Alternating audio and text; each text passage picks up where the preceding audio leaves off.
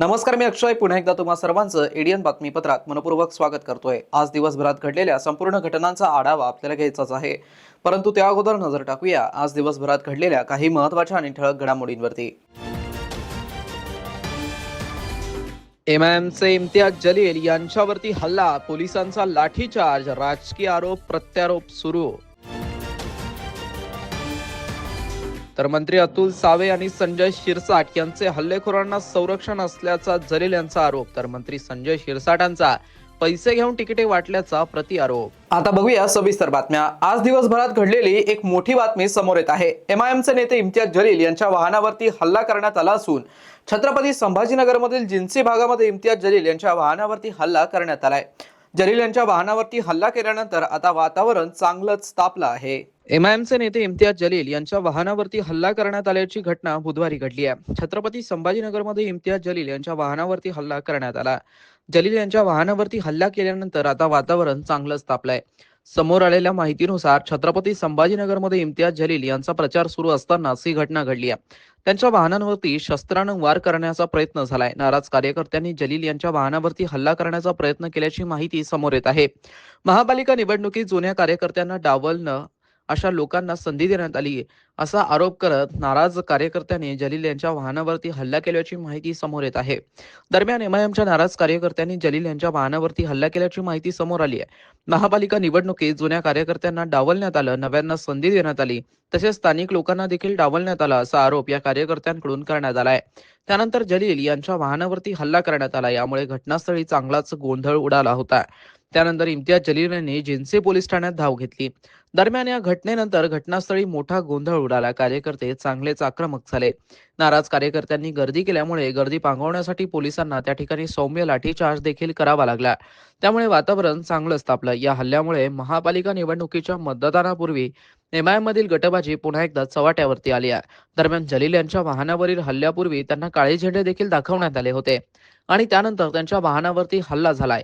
आज छत्रपती संभाजीनगरमध्ये एमआयएमची सभा होणार आहे। या सभेपूर्वीचा हल्ला झालाय। या हल्ल्यानंतर सुरक्षेसाठी जलील यांना सुरक्षा रक्षकांनी घेराव घातला। कार्यकर्त्यांनी घोषणाबाजी करत जलील यांच्या वाहनावरती हल्ला केला। दरम्यान या घटनेमुळे आता वातावरण आणखीनच तापण्याची शक्यता वर्तवली जात आहे।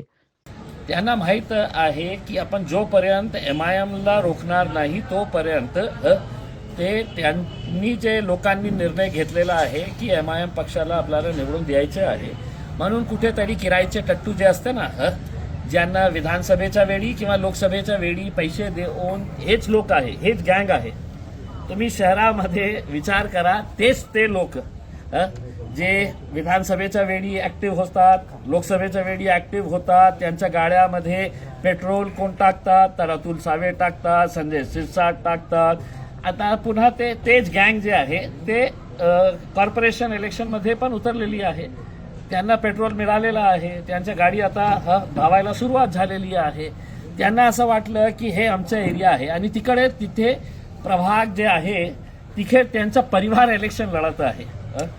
ते स्वतः कलीम कुरेशी नावाचा जे गुंड आहे, त्याचा भाऊ, त्याची बायको, त्यांचे हे सगळं परिवार तिथे लढत आहे आणि त्यांचं म्हणणं आहे की आमचा एरिया आहे, आमच्या एरियामध्ये येऊ नये करके।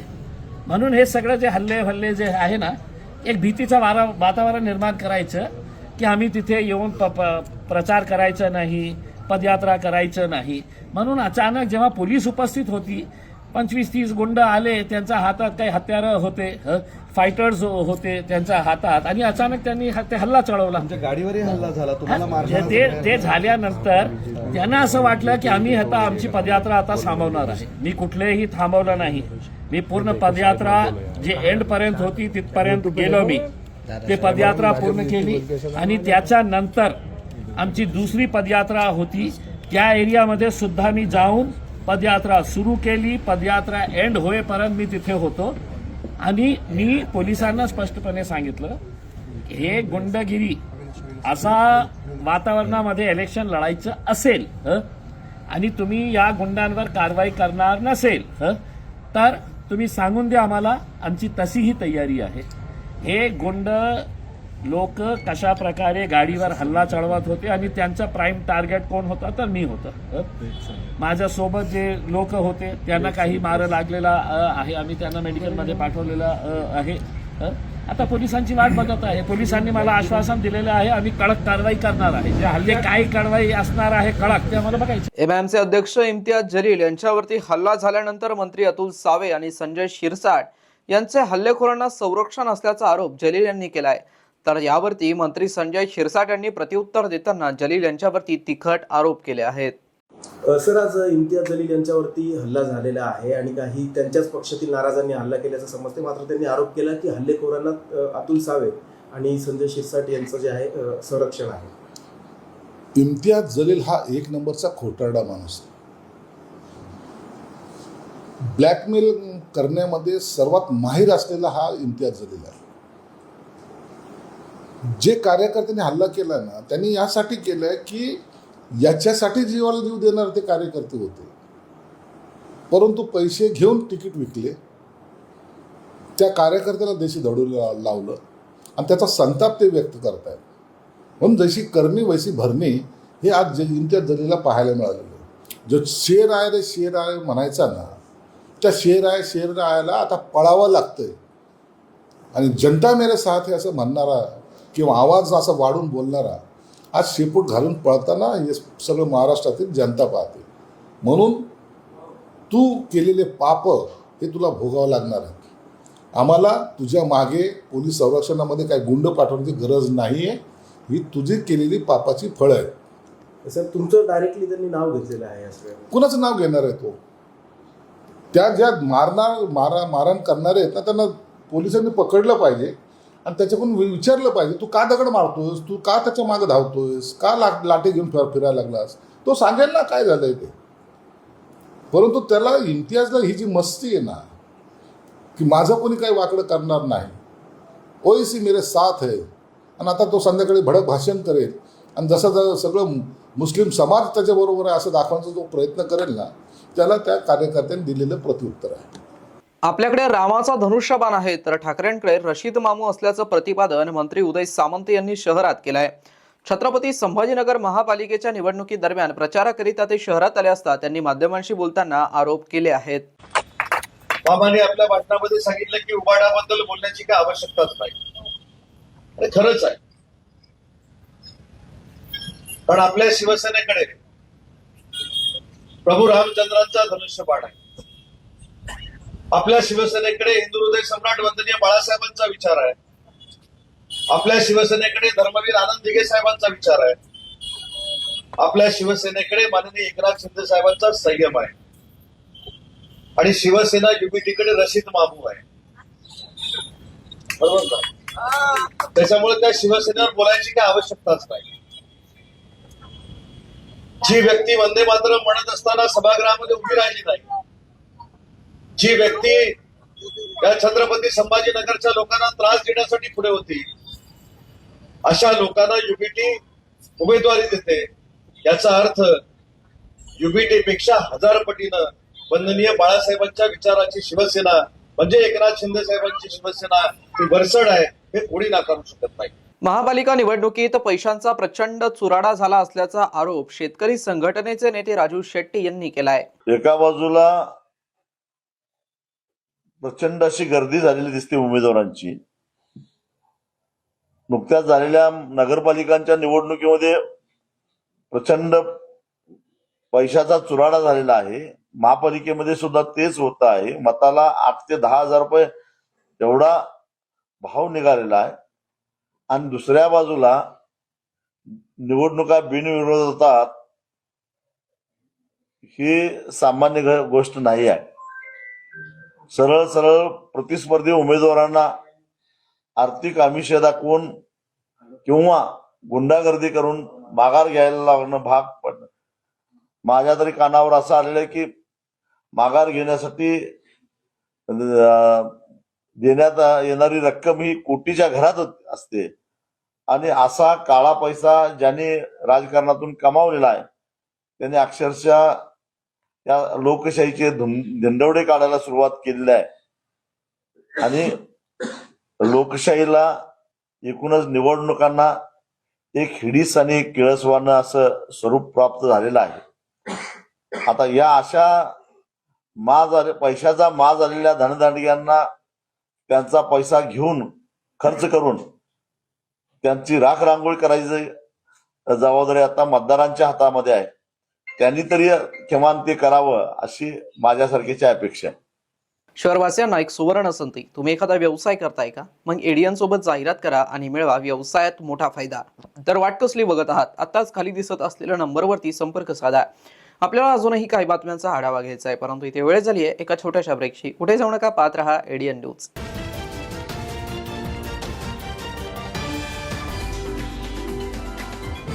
नमस्कार. पोलीस आयुक्त छत्रपती संभाजीनगर व आयुक्त छत्रपती संभाजीनगर महानगरपालिका यांचे करून सर्व नागरिकांना आवाहन करण्यात येते की शासनाच्या आदेश व माननीय न्यायालयाने पतंग उडवण्यासाठी नायलॉन मांजाचा वापर करण्यास प्रतिबंध केला आहे. जो कोणी नायलॉन मांजाचा वापर करील, तसेच खरेदी व विक्री करेल, स्वतःजवळ बाळगेल, वाहतूक करेल, अशा संबंधितांवर कडक कायदेशीर कारवाई करण्यात येईल. कोणीही नागरिक नमूद सूचनांचे उल्लंघन करताना आढळून आल्यास पोलीस मदत क्रमांक 112, पोलीस नियंत्रण कक्ष क्रमांक 024 0224 0500 अथवा स्थानिक पोलीस स्टेशन येथे संपर्क साधावा. लहान मुले हे पतंग उडताना नायलॉन मांजाचा वापर करणार नाही याकडे पालकांनी लक्ष द्यावे. धन्यवाद. 5 लाखाचे लोन पेपरवर्क शिवाय. कोड स्कॅन करा. भावाला लोन मिळेल. माझा भाऊ बिझनेस करेल पेपर वर्क शिवाय. आपण कोण? इझी लोन स्कॅमचा मास्टरमाइंड. बँकेच्या चक्कर मध्ये तुम्हाला पडायचे नाही. सिबिल तुम्हाला माहित नाही, म्हणून इझी लोनचे आमिष देईन आणि मग डॉक्युमेंटेशन फीजच्या नावावर तुमच्याकडून घेईन पूर्ण 50,000.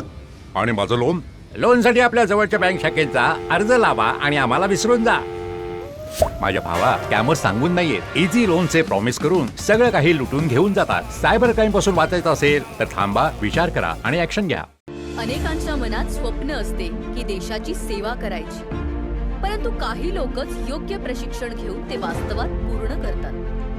वास्तविक सैनिक बनणे सोपं काम नाही, कारण प्रशिक्षणाच्या मैदानापासून ते युद्धाच्या रणांगणापर्यंत प्रत्येक क्षण संघर्षमय असतो. फक्त जो इमानदार, समजूतदार असेल आणि ज्याची इच्छाशक्ती प्रबळ असेल, असाच व्यक्ती या क्षेत्रात टिकू शकतो. प्रत्येक वर्षी अनेक परीक्षार्थ्यांना यश प्राप्त होते, ते फक्त आणि फक्त गरुडचे पगार. पंख आम्ही देतो, उंच भरारी तुम्ही घ्या.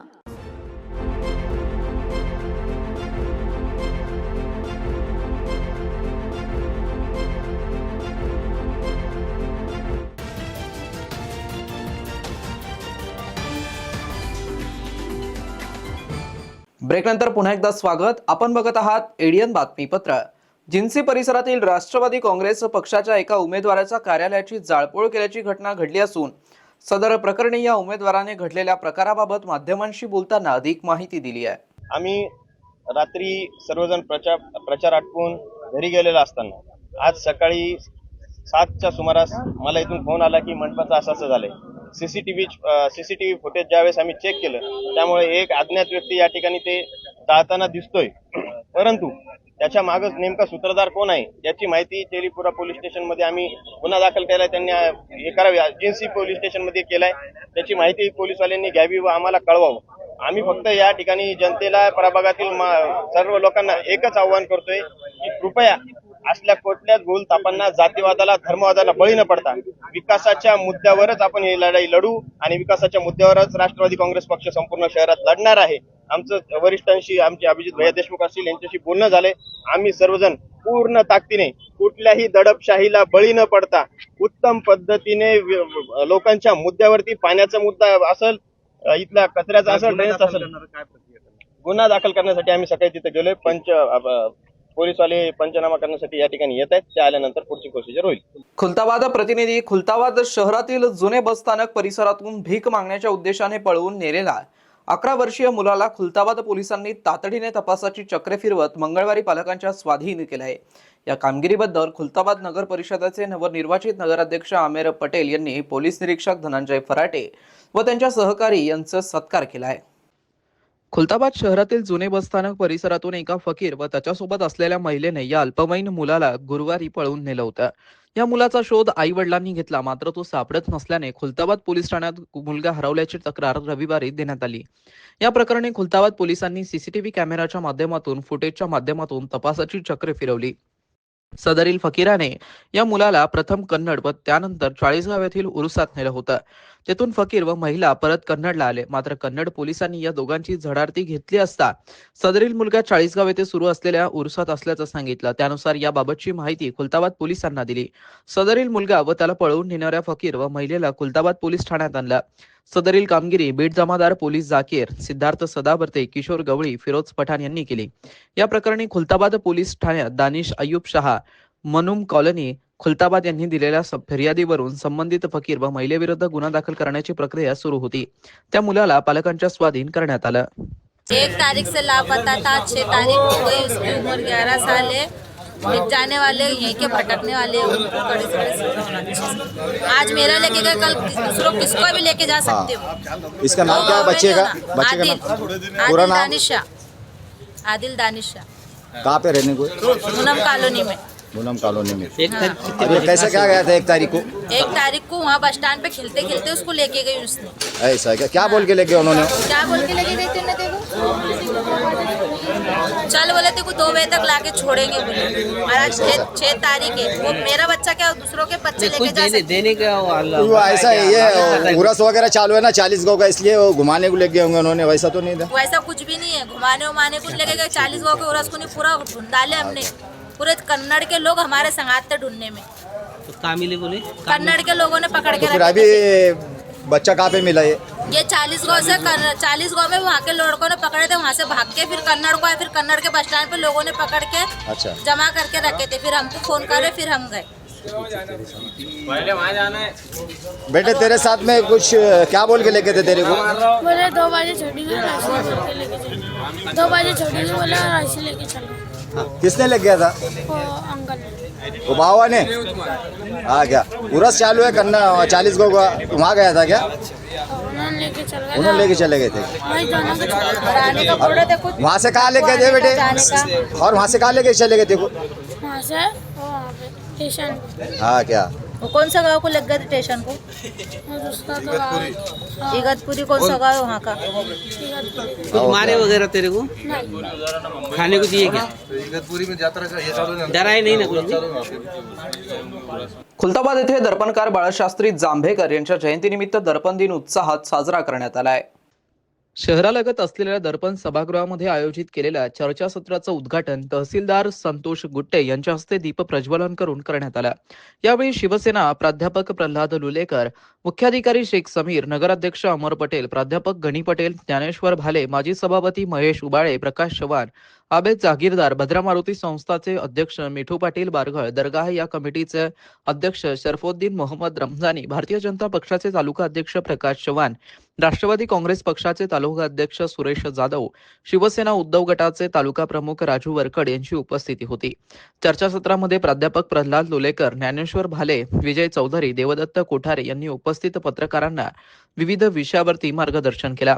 कार्यक्रमास राष्ट्रवादी काँग्रेस पक्षाचे शहर अध्यक्ष तथा नगरसेवक गजानन फुलारे, उमेश आवारे, अयाज बेग, शेख वाजेद, अनीस जागीरदार, सुनील घोडके, सय्यद लाल, हुसेन पटेल, गौरव जोंधळे, अमोल काळे, दिलीप मिसाळ, संदेश केरे, राजाभाऊ वायळ, सुनील मरकड, अण्णा जाधव, सचिन गवळी, विजय आव्हाड, दिनेश सावजी, सतीश लोखंडे, रमेश माळी, चांदखा पठार, वीरेंद्र वाघ, राजेश थोरात, दिलीप मिसाळ, अजय वेताळ, शेख हबीब, शेख गणेश तांदळे, मच्छिंद्र घोरपडे, शेख कलीम, पोपट चव्हाण, इसाक कुरेशी, धनाजी नागे, राजेंद्र बडे, इनाम शहा, सुधाकर जेठे यांच्यासह नागरिक उपस्थित होते. कार्यक्रमाचं सूत्रसंचालन श्रीकांत कुलकर्णी यांनी तर आभार प्रदर्शन दिनेश सावजी यांनी केलं. रूल आहे की तिथले पत्रकार बांधव कसे आहेत ह्याची आम्ही माहिती घेत असतो, कारण हा जमलेला सगळ्यांचा बौद्धिक अर्क आहे तालुक्याचा. आणि तालुका कसा म्हणजे जसं एखाद्या वेळेस लिंबू सरबत म्हणा किंवा काला म्हणतो आमच्या थोडक्यात आमच्या कीर्तन परंपरेमध्ये, हा काला कसा तयार होऊन जर अर्क घ्यायचा असेल तर पत्रकार बांधवातून कळला जातो. म्हणजे माझ्या लातूर जिल्ह्यामध्ये, मी लातूरचा आहे, कुठल्या तालुक्यातील पत्रकार बांधवाची संघटना कशी काम करते किंवा पत्रकार बांधवाचा कसा आहे ग्रुप, त्यावरून तो तालुका चांगला किंवा वाईट असा आम्ही अंदाज करत असतो. आणि मला अभिमान वाटेल की योगायोगाने खुलताबादशी खूप पॉझिटिव्ह प्रतिक्रिया सगळ्यांच्या झाल्या. मला पोस्टिंग भेटल्यापासून ते आता शेख साहेब सांगेपर्यंत सगळ्यांचं हेच आलं की चांगला तालुका आहे, सगळे चांगले पॉझिटिव्ह लोक आहेत, सगळंच चांगलं आहे. समाज माध्यमाच्या पुढे जाऊन काम करावं लागतंय. समाज माध्यमात बातमी कळून जाते पण पार्श्वभूमी कळत नाही. पार्श्वभूमीसाठी सत्यता पडताळण्यासाठी दुसऱ्या दिवशी वर्तमानपत्र वाचावंच लागतं. आणि जे हे आज डिजिटल माध्यम म्हणतात, हे डिजिटल माध्यम सगळे वर्तमानपत्रावर अवलंबून आहेत. हे डिजिटल माध्यमातल्या बातम्या ह्या दुसऱ्या आज छापून आलेल्या दुसऱ्या दिवशी ऍड करून आपले वर्तमानपत्र काढतात. हे कोणाला नव्याने सांगण्याची गरज नाही. आज शहरातले काही डिजिटल वर्तमानपत्र आपण जर बघितले तर सकाळी 4 वाजेपासून त्यांचं काम चालू होतं. पर्यंत होते त्यावेळेला भारत एकच होता म्हणून त्यावेळेला तिथेही ते वर्तमानपत्र जायचं. समाजाच्या जागृतीचं मोठं काम त्यांनी केलं. बाबासाहेब आंबेडकरांनी त्या संपादकाला त्यांनी एक त्याच्यामध्ये लेख लिहिला होता, कुलकर्णी लीला अमृत नावाचा. ते आपल्याकडे शिवलीला अमृत आहे ना, त्या चालीवर लिहिलं होतं की आमच्याकडचे कुलकर्णी काय काय उद्योग करतात. ते रेकॉर्ड ठेवणारं कुलकर्णी हे पद आहे, जात नव्हे.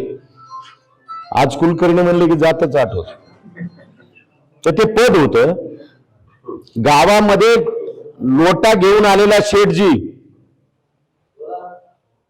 एक छोटस दुकान सुरू करतो, सगळ्या गावावर सावकारी करतो. याचं शेठजी प्रताप नावाचं लिहिलं हरिविजय आपलं पांडव प्रताप वगैरेच्या स्टाईलनं, आणि कुलकर्णी अमृत लिहिलं शिवलीला अमृतच्या स्टाईलनं. हे पुस्तक शाहू महाराजांना वाचायला मिळालं, त्यांनी स्वतः छापून संस्थानात वाटलं आणि कुलकर्णी पदच रद्द केलं. छत्रपती संभाजीनगर महापालिका सार्वत्रिक निवडणुकीच्या पार्श्वभूमीवरती प्रभाग क्रमांक 17 मध्ये भारतीय जनता पक्षाच्या वतीने उमेदवार अनिल मकरिये, समीर राजूरकर, कीर्ती शिंदे व सीमा साळवे यांच्या प्रचारार्थ आयोजित पदयात्रेला नागरिकांनी उत्स्फूर्त प्रतिसाद दिलाय. छत्रपती संभाजीनगर महानगरपालिका सार्वत्रिक निवडणुकीच्या पार्श्वभूमीवरती प्रभाग क्रमांक 17 मध्ये भारतीय जनता पक्षाच्या वतीने जोरदार आणि उत्साहपूर्ण डोर टू डोर पदयात्रेला मंगळवारी सायंकाळी सुरुवात करण्यात आली आहे. ढोल ताशांच्या गजरात निघालेल्या या भव्य पदयात्रेत भाजपचे अधिकृत उमेदवार तथा माजी नगरसेवक अनिल मकरिये, समीर राजूरकर, कीर्ती शिंदे व सीमा साळवे यांच्यासह भाजपचे पदाधिकारी कार्यकर्ते मोठ्या संख्येने सहभागी झाले होते. ही पदयात्रा औरंगापुरा येथील भगवान परशुराम चौकातून सुरू झाली. त्यानंतर संत श्री एकनाथ महाराज मंदिर, औरंगपुरा बढाई गल्ली, टिळक पथ, एसबी कॉलनी पूर्व, पश्चिम व उत्तर भाग, नाथ मार्केट, महात्मा फुले पुतळा या मार्गाने जात औरंगपुरा येथील प्रचार कार्यालयामध्ये रॅलीची सांगता करण्यात आली आहे. पदयात्रेदरम्यान संपूर्ण परिसर भगव्या झेंड्यांनी आणि जल्लोषाने दुमदुमून गेला होता. मार्गावर ठिकठिकाणी व्यावसायिक व नागरिकांनी उमेदवारांचे उत्साहपूर्ण स्वागत केला. अनेक ठिकाणी महिलांनी औक्षण करून शुभेच्छा दिल्या तर कार्यकर्त्यांनी घोषणाबाजी करत प्रचारात रंग भरला. या पदयात्रेमुळे प्रभाग क्रमांक 17 मध्ये निवडणुकीचं वातावरण अधिक तापलं असून भाजपच्या प्रचाराला नवी ऊर्जा मिळाली आहे. विकास, विश्वास आणि सक्षम नेतृत्वाच्या संदेशासह ही पदयात्रा नागरिकांमध्ये सकारात्मक प्रतिसाद निर्माण करणारी ठरली आहे, अशी प्रतिक्रिया उपस्थित कार्यकर्त्यांनी व्यक्त केली. अनिल मकरिये यांची खूप दिवसांची ओळख आहे माझी. त्याने आम्हाला महिला मंडळाला खूप मदत केलेली आहे, आर्थिकदृष्ट्या आणि सगळ्या दृष्टीनं. पण आमचं एकच अपेक्षा आहे आता, जी इच्छा की महिला मंडळाला हॉल पाहिजे. प्रत्येक कॉलनीला सांस्कृतिक हॉल असतो, तसं आमच्या कॉलनीला हॉल नाही आहे, तर तेवढा हॉल मिळाला तर फार बरं होईल. जिल्हा शब्द दिला ना तुम्हाला, बाकी काहीच नाही आहे, म्हणजे म्हणणं काहीच नाही आहे माझं. सगळ्यांना शुभेच्छा. जे जे उमेदवार उभे राहिले ते सगळ्यांना माझ्या कीर्तीताई शिंदेना तर कोण ओळखत नाही, त्या तर माझ्या पूर्वीपासून ओळखीच्या आहेत. खरं म्हणजे सीमा साळवे आणि समीर राजूरकर कोण आहे? या सगळ्या उमेदवारांना माझी शुभेच्छा आहे आणि सगळे आपले कॉलनीमधले आहेत. फक्त आम्हाला एवढीच मदत पाहिजे. आणि अजून एक म्हणजे दुपारी रोज शाळा सुटली ना की जोर जोरात हॉर्न वाजवत, जोर एकदम फास्ट गाड्या जातात, ते ऐकवत नाही अक्षरशः. तेवढं ब्रेक ह्या. आणि सुरक्षिततेच्या दृष्टीनं आम्हाला म्हणजे इथं पोलीस चौकी आहे ना तसं पाहिजे. पुन्हा चालू करण्यात यावी. हां पुन्हा चालू करण्यात यावी. भैयानी कोणी कसं वागतं तर आपल्याला बोलायचा अधिकार नाहीये. हम्म. तर अनिलजींना माझा भयंकर आशीर्वाद आहेत आणि कीर्ती शिंदे या सगळ्यांना, सीमाताई, समीर राजूरकर या सगळ्यांना माझे शुभाशीर्वाद आहेत. तुम्ही भैयाला गेल्या अनेक वर्षापासून तुम्ही ओळखता. अनेक वर्षापासून ओळखते. त्यांनी आम्हाला भयंकर मदत केलेली आहे आणि त्यांच्या जीवावरच आम्ही इथं दिवसभराचं एक हे केलं होतं, काय म्हणतात त्याला, मुक्तांगण सारखं केलं होतं.